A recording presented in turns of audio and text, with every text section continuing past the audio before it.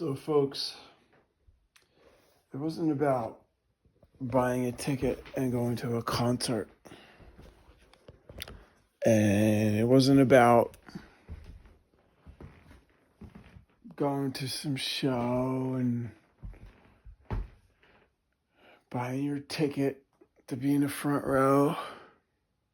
It was about this, folks.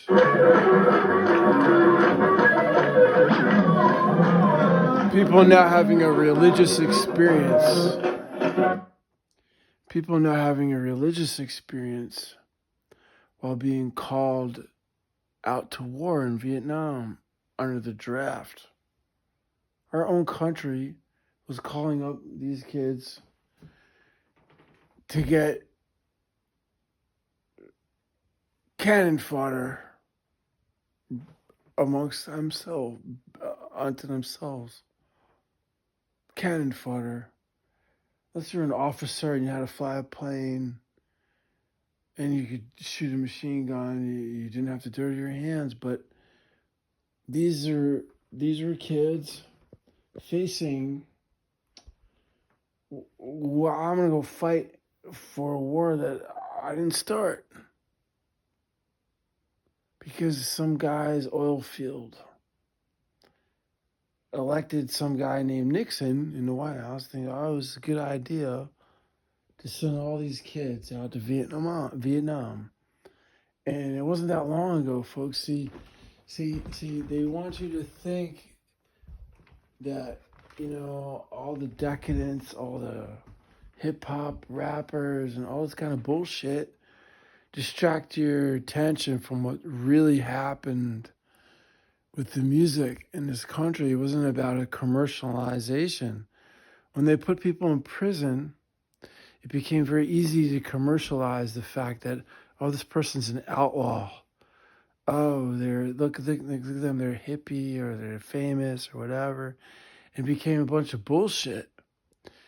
And when you look at what really happened in the 1960s, you're gonna be shocked. It's 2025. Went back 200 years. Went back 200 years, and we're still at the point where folks don't get it. That Jimmy was moving people with his music.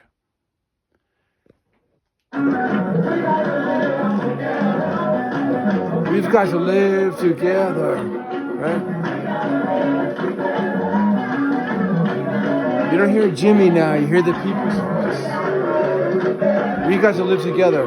This is the middle of a Jimi Hendrix concert, folks. And see, that's what folks forget about the Grateful Dead, the 1960s, and the counterculture. This is the middle of a concert, folks. Jimi Hendrix, everybody come see Jimi Hendrix. Now look what's happening. The audience is now the show. And nobody paid a ticket to get into that. And if you're down with it, they let you in for free. And people still to this day, they don't believe me. They think, oh, you're just making that up. And I'm like, no. Nowadays, most people too poor to afford to go to a concert to have this kind of experience. This is what's supposed to happen with music. It's supposed to be for everybody, like art. You can see it for free, and music's supposed to be free.